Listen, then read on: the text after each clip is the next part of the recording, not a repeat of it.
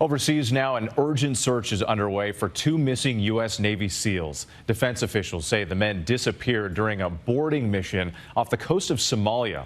The region is now a hotbed of American naval activity. U.S. forces overnight again targeting Houthi rebel facilities in Yemen for the second straight night.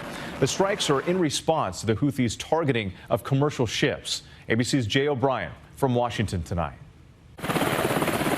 Tonight, an urgent search and rescue operation underway for two elite U.S. Navy SEALs missing after falling into the water during a nighttime boarding operation, according to two U.S. officials.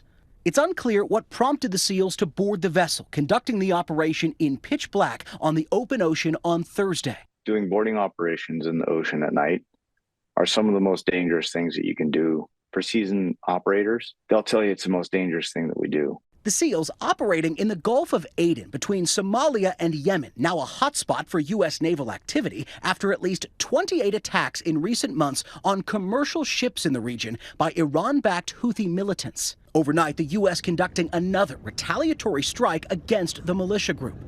And just this week, a massive U.S.-UK assault targeting the Houthis' operations. A barrage of 150 bombs and Tomahawk cruise missiles hitting at least 60 Houthi targets across more than 24 locations. Satellite images showing areas before and after the strike.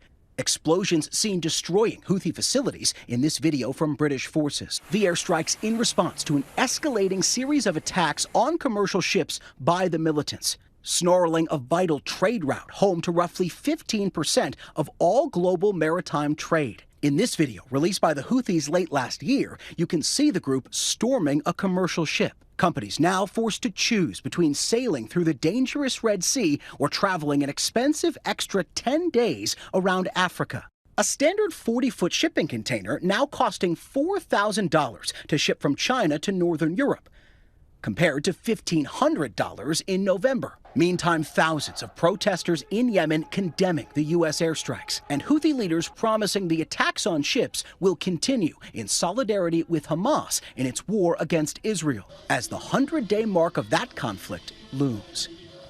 Jay O'Brien joining us now. And Jay, turning back to those two missing Navy SEALs, what more are we learning about what may have gone wrong?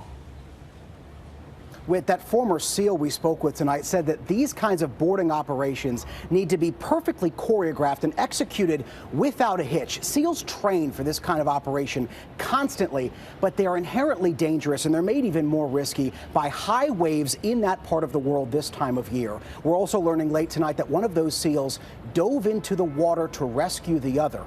Both, of course, now missing. Whit. All right, Jay, with those late developments tonight, thank you.